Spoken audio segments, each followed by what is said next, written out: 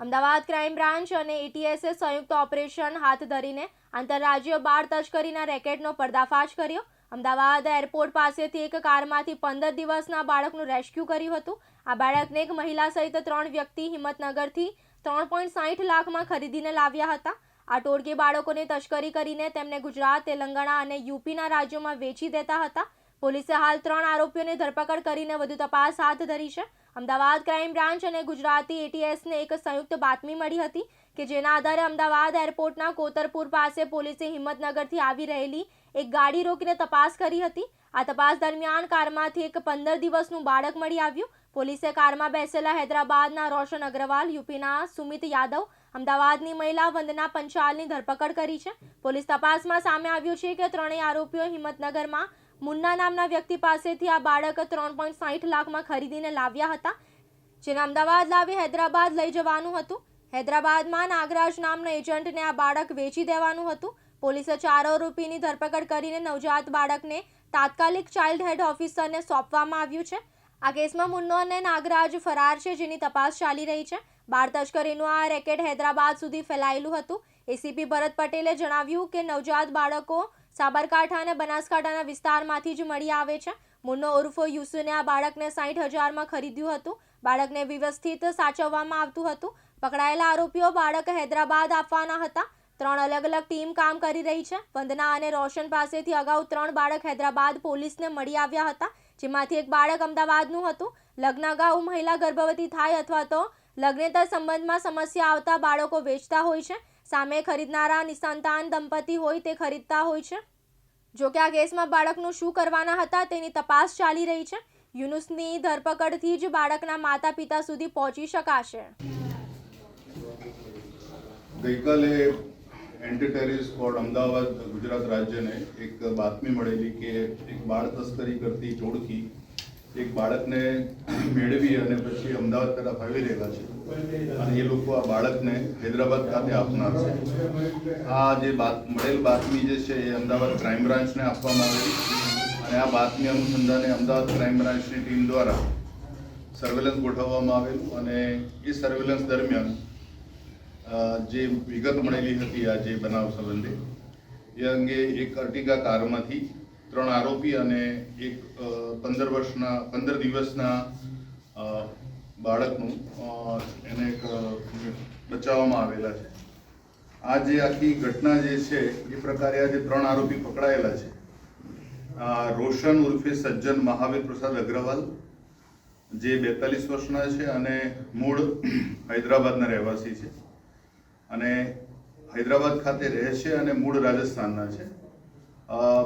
બીજા આરોપી જે છે મહિલા આરોપી એ વંદના જીગર અશોક પંચાલ એ વઢૌ ખાતે રહે છે અમદાવાદ શહેરમાં અને મૂળ ઉત્તર પ્રદેશ અયોધ્યાના છે અને ત્રીજો આરોપી જે સુમિત યાદવ જે વડવા અમદાવાદ શહેર ખાતે રહે છે અને મૂળ એ લોહરા મઉ જિલ્લો સુલતાનપુર ઉત્તર પ્રદેશના છે।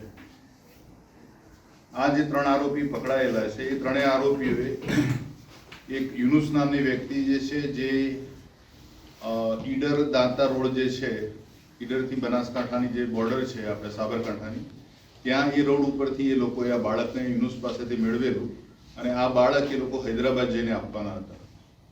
આજે માહિતી આધારે આ લોકોને ધરપકડ કરવામાં આવેલી છે, એમના વિરુદ્ધ ગુનો નોંધવામાં આવેલો છે અને આગળની આ જે આખી ટોળકી જે છે બાળ તસ્કરીનું જે કામ કરે છે એમાં આના અલગ અલગ પાસા જે છે કે આ બાળકને જન્મ આપનાર માતા, આ બાળકને આરોપીઓ સુધી પહોંચાડવા માટેની વચ્ચેની કડી એ વગેરે ઘણી બધી બાબતોની તપાસ હાથ ધરાઈ રહેલી છે। આ જે હાલ જે પકડાયેલા છે આરોપી 3 એ પૈકી વંદના અને રોશન અગાઉ હૈદરાબાદ ખાતે એટલે ગયા વર્ષે 2025માં બાળકોની તસ્કરીના કેસમાં હૈદરાબાદ પોલીસ દ્વારા પકડવામાં આવેલા હતા અને એ બંનેને જેલમાં એકબીજાથી પરિચિત થયેલો અને ત્યારબાદ એમણે જામીન પર છૂટ્યા બાદ આ ફરીથી આ એમની ગેરકાયદેસરની પ્રવૃત્તિ એમણે શરૂ કરેલી। આ જ પ્રકારનો ગુનો 2023માં પણ એક અમદાવાદ શહેર ક્રાઇમ બ્રાન્ચ દ્વારા ઉકેલવામાં આવેલો હતો અને એ પણ આ જ પ્રકારની હેમોથી હતો। એટલે હાલમાં આ ગુનો અને એ અગાઉ પકડાયેલા આરોપીઓ વચ્ચે કોઈ કડી છે કે કેમ અને જે મોટાભાગે બાળકો જે નવજાત બાળકો આવે છે એ સાબરકાંઠાના જે પછાત વિસ્તાર જે છે અને બનાસકાંઠાનો જે એ વિસ્તારમાંથી જ આ બાળકો મેળવવામાં આવે છે એ દિશામાં હાલ આ તપાસ ચાલી રહેલી છે. આ જે પણ અલગ અલગ જે તપાસના પહેલું છે એ પ્રમાણે અલગ અલગ ટીમો હાલ ક્રાઇમ બ્રાન્ચની આ ગુનાની તપાસના કામે લાગેલી છે અને ટૂંક સમયમાં આ ગુનામાં સંડોવાયેલા અન્ય આરોપીની પણ ધરપકડ થવામાં આવનાર છે. સર, ખાસ કરીને આ આરોપીઓ હૈદરાબાદમાં કોને આપવાના હતા, કેટલા રૂપિયામાં આપવાના હતા?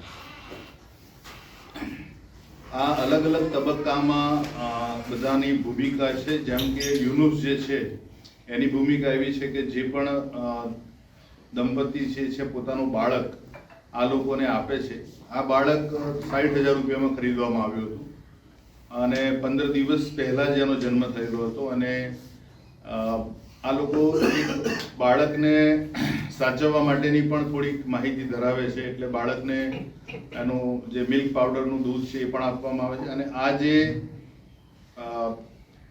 યુનુસ વાળો જે આખો એપિસોડ છે એટલે કે બનાસકાંઠા સાબરકાંઠાનો જે વિસ્તાર છે એની બંને જિલ્લાની હદમાંથી મોટાભાગે જે ઘટનાઓ બને છે, અગાઉ પણ નોંધાયેલી ઘટનામાં જે બાળક મળી આવ્યું હતું એ પણ ત્યાંથી જ લાવવામાં આવ્યું હતું. એટલે એક યુનુસવાળી ભૂમિકા અને ત્યાંના જે આખું એક ગ્રુપ છે એની એક અલગ તપાસ છે. ત્યારબાદ આ જે બાળક મેળવી અને હાલના આરોપી જે પકડાયેલા છે એ 3 આરોપીઓનું કામ એટલું છે કે એમણે આ બાળકને લઈને હૈદરાબાદ ખાતે આપવાનું છે અને હૈદરાબાદ ખાતે ત્રીજો તબક્કો શરૂ થાય છે કે જ્યાંથી બાળક રિસીવ કરી અને બાળક આગળ જે તે જગ્યાએ એને વેચવામાં આવે છે. એટલે આ પ્રકારે 3 તબક્કામાં અલગ અલગ નીડ ટુ નો બેઝિસ ઉપર આ કામગીરી હાથ ધરાયેલી છે એમના દ્વારા. અને આ ગેરકાયદેસરની પ્રવૃત્તિમાં હજુ બીજા ઘણા બધા લોકો સંડોવાયેલા હોવાનું શક્યતા રહેલી છે. એટલે 3 ટીમો આ પ્રકારે અલગ અલગ પહેલું પર કામ કરી રહેલી છે.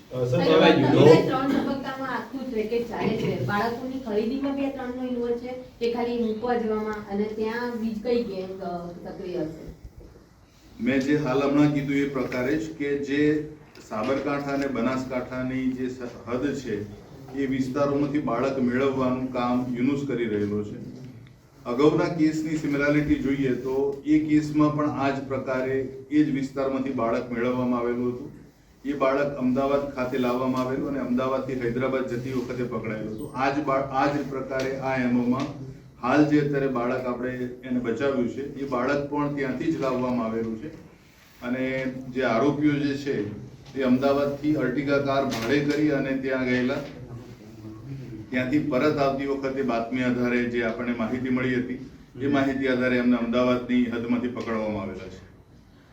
આ જે અહીંયાથી લઈને જશે બાળકને એ લોકો હૈદરાબાદ જઈને ત્યાંના એમના સંપર્કના આપી દેશે. પછી એ બાળક આગળ ક્યાં જતું હોય છે એ આ 3 ચિરાગ સોની, દિવ્યાંગ ન્યૂઝ, અમદાવાદ.